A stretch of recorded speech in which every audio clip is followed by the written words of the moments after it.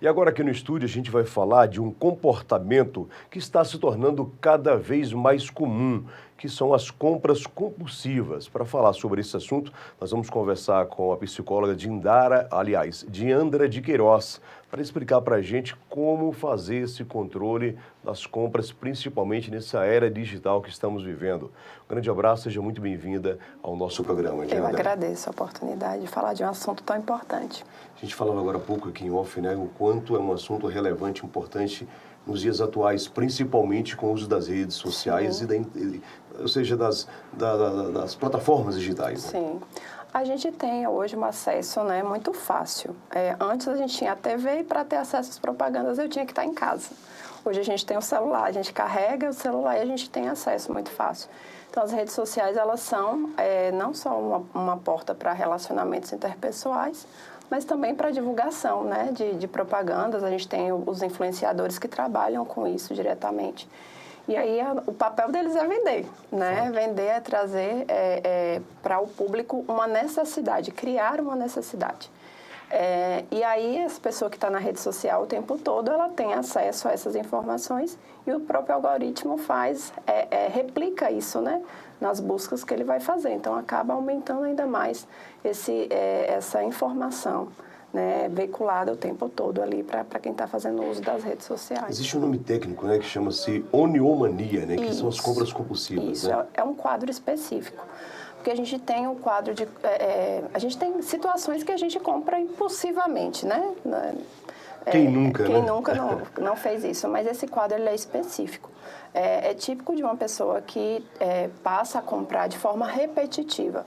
Né? A frequência disso é uma frequência exacerbada, é uma grande quantidade de vezes que esse sujeito vai comprar. Na maior parte, produtos que são supérfluos, né? Então, produtos repetitivos, né? Comprar uma mesma coisa de várias cores e vários modelos, né? Sem uma necessidade real. Dessa forma, esse sujeito passa a se endividar, né? Ter um endividamento comprometendo aspectos sociais, familiares, né? Então, ele tem um prejuízo não só financeiro, mas em várias esferas da vida. Alguns passam a fazer empréstimos bancários, empréstimos com familiares para começar a custear essas compras. E normalmente está atrelado a um quadro assim, tem uma tristeza, uma angústia, a compra vem para suprir esse vazio. Eu iria exatamente abordar esse assunto, né? Porque a gente vê que tem muitas pessoas que por complexos ou por questões muito pessoais acabam, né, usando esse consumismo excessivo. Sim, a gente tem alguns quadros que podem estar associados à própria ansiedade, à depressão. Alguns quadros neurológicos, como algumas demências, também podem estar associados a esse comprar compulsivo. Né? Então, ele é algo que acontece de forma repetitiva e em grande frequência, e esse sujeito começa a ter um prejuízo, um impacto nas várias áreas da vida. Né? Diferente daquela pessoa que vê um objeto, né, e tem o desejo de comprar e compra pontualmente. Também tem um sentimento de angústia e tristeza, mas ainda assim ela não deixa de comprar por conta disso. Ela não consegue ter esse controle.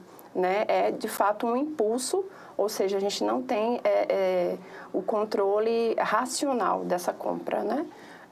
Diferente de outras situações que a gente vai comprar esporadicamente, sem tanto prejuízo para o sujeito. Agora, como identificar, principalmente para quem está no convívio familiar, como identificar que esse sujeito está tendo um comportamento compulsivo por compras? Normalmente, o que acontece? Ele começa a esconder essas compras, porque ele entende que essas compras passaram a não ter sentido. E muitas vezes ele não usa essas compras. Ele compra e ele armazena e ele acumula. E ele vai acumulando isso e ele vai entendendo que aquilo ali já passou do limite, mas ele não consegue se controlar. Então, muitas vezes, quem entende a necessidade de chamar a atenção, né, para o sujeito é a própria família, são os amigos, né, que começam a perceber que aquela situação já está passando do controle. E aí a gente, né, sempre orienta que, caso aconteça, né, de ter esse quadro, buscar ajuda o mais rápido possível, né? Uma ajuda com profissionais de saúde mental. Nessa hora seria importantíssimo a consulta a um psicólogo, doutora? Sim, em alguns casos psiquiatra também, porque a depender do quadro que ele tiver associado à compra compulsiva, a gente tem que fazer uso de medicação para controlar esse impulso, para dar uma melhor qualidade de vida para o sujeito. E geralmente a gente está falando aqui de compras online, né, que estão, Sim. assim, na moda, mas também tem muitas compras, agora uma modalidade muito comum que são as rifas, né? Tem gente que é viciada em comprar rifas e aí não ganha, continua comprando, daqui a pouco está se endividando nesse sonho de ganhar alguma coisa. E a ali, né? rifa entra também em um outro quadro que a gente chama jogo, né? O jogo patológico. Essa sensação que a gente tem de apostar, de comprar e ganha uma vez, às vezes esporadicamente, essa sensação de ter ganho é o que faz o sujeito repetir, causando inclusive, a depender, né, da questão genética, de várias situações, porque a questão do jogo ela é multifatorial, a gente pode fazer com que esse sujeito ele passe até uma alteração cerebral mesmo, em vias que a gente chama vias dopaminérgicas, que fazem a transferência dessa sensação de prazer que nós deveríamos ter com outras situações da vida para o jogo. Então, o sujeito ele não consegue, de fato, deixar de jogar porque causa alteração cerebral.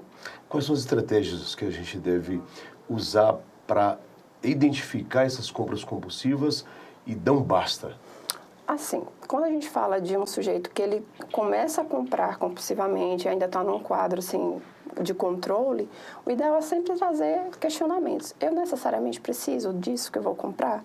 Né? Eu posso adiar essa compra? Né? E aí, a partir dessas respostas, a gente refletir se necessariamente precisamos comprar aquilo, né? E se ainda assim eu entender que eu não preciso e eu compro, aí esses casos a gente precisa urgente de uma intervenção, porque aí o sujeito claramente não está conseguindo ter o controle. E é uma questão que não dá para a gente dizer aqui que é para um público A ou B, Não. de idade, é para um mais jovem, para um mais idoso, é relativo, né? Ele pode ter, né, vários grupos. As crianças é ainda mais complicado porque elas, de fato, o cérebro delas ainda não estão preparado para ter esse controle. Né? Quem tem que orientar, fiscalizar, ter esse cuidado, principalmente hoje com o celular cadastrado, com o cartão de crédito cadastrado no celular, são os pais. Então, no caso das crianças e adolescentes, a gente tem que estar sendo esse guia, né? Sendo essa pessoa que norteia e dá o limite. No caso do adulto, ele estar atento a isso para que, caso necessário, procure ajuda. Diandra, muito obrigado pelos esclarecimentos. É um agradeço. tema realmente que a gente precisa estar sempre abordando, estar conversando, orientando as pessoas. Quero te agradecer pelos esclarecimentos mais uma vez. Obrigada.